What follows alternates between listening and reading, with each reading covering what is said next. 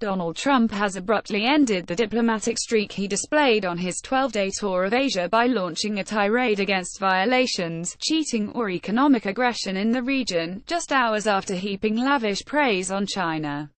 Speaking at the Asia-Pacific Economic Cooperation APEC conference in Da Nang, Vietnam, on Friday, the U.S. president's words had the tone of a fierce reprimand.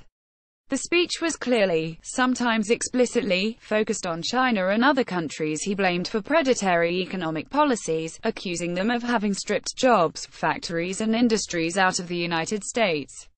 "We can no longer tolerate these chronic trade abuses and we will not tolerate them," he said, with audio speakers in the large hall crackling as Trump raised his voice at times. Quick guide: the story of Donald Trump and Russia comes down to this: a sitting president or his campaign is suspected of having coordinated with a foreign country to manipulate a U.S. election.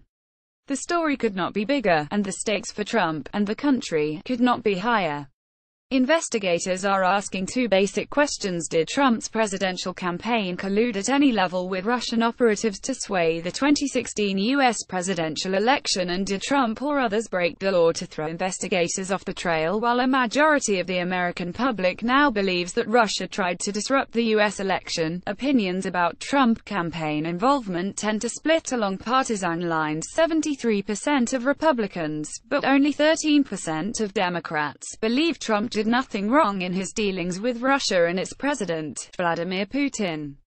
The affair has the potential to eject Trump from office. Experienced legal observers believe that prosecutors are investigating whether Trump committed an obstruction of justice.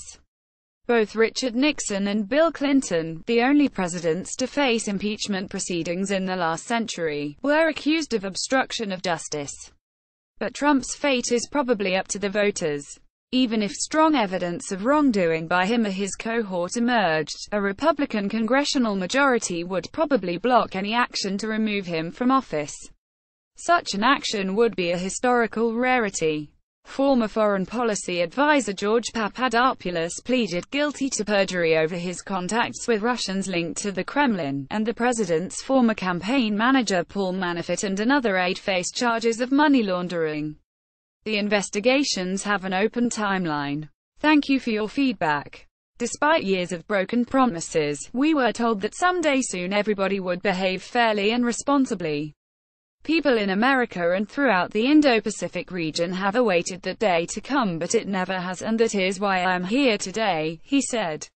He addressed a largely mute and visibly stunned dance that included ministers from countries he accused of not playing by the rules as the U.S. opened its economy with few conditions. But while we lowered market barriers, other countries didn't open the markets to us, he said. The U.S. leader and then went off script to confront a man who was speaking audibly during the address and suggested he may be from a country that was cheating America. Funny, they must be from one of the beneficiaries, Trump said, laughing.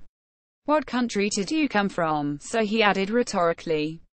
Just a day before, Trump had trodden relatively lightly in Beijing, accusing China of taking advantage of the U.S. on trade, but adding that he did not blame Beijing for having done so. In Vietnam, hours after leaving Beijing, he was far less restrained. The current trade imbalance is not acceptable, he said.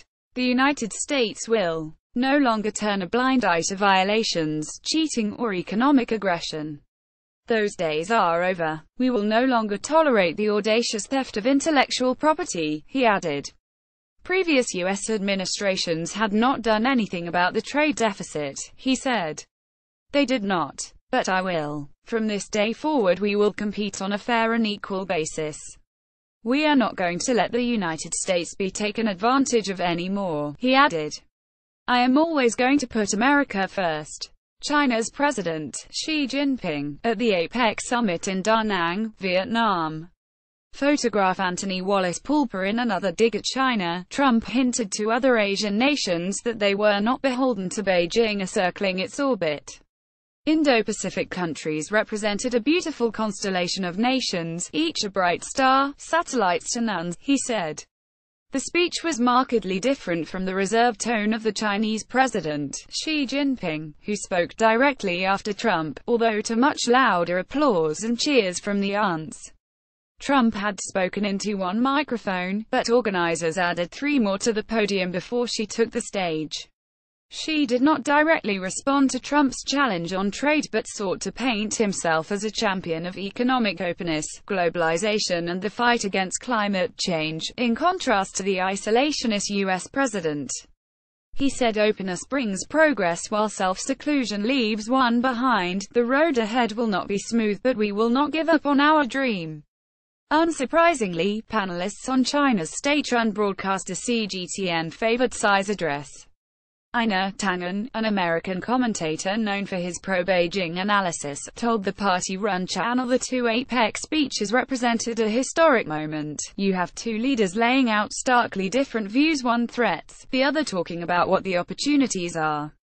It was we together versus I alone, Tangen said. Literally, this is a game-changing moment because countries are now going to have to decide based on those speeches which direction they think their countries want to go. And if you listen to the applause from the Apec aunts, I think it is very clear that they are favoring the positive vision that Xi is laying out versus the very stark vision that Donald Trump was trying to sell. Trump's desire to move away from regional free trade agreements, he prefers to make his own bilateral deals, has been in stark contrast to the words of other leaders at the Apec conference, which will continue on Saturday. Many delegates had also hoped that meetings in Da Nang would help resuscitate a moribund Trans-Pacific partnership. The multinational deal, promoted by Barack Obama as a way to avoid Chinese dominance in Asia, was aimed to eliminate tariffs and trade barriers across a large bloc of nations. But in one of his first acts of office, Trump withdrew from the act. The annual Apec Forum is based on opening markets away from the type of protectionism espoused by the U.S. leader. In contrast to Trump, who said the U.S. would no longer enter into large agreements that tie our hands, Xi told Apec to support the multilateral trading regime. However, Elizabeth Economy, the director for Asia Studies at the Council of Foreign Relations, rejected Xi's attempts to portray himself as a standard-bearer for an open global economy or other major global causes. Just because President Trump maybe is making America less great, that does not de facto make China great. Xi Jinping has to earn greatness, and greatness comes from responsibility, and in point of fact we have not seen Xi Jinping step up to lead globally, she said in a recent interview. The US might not be leading, but China is also not leading.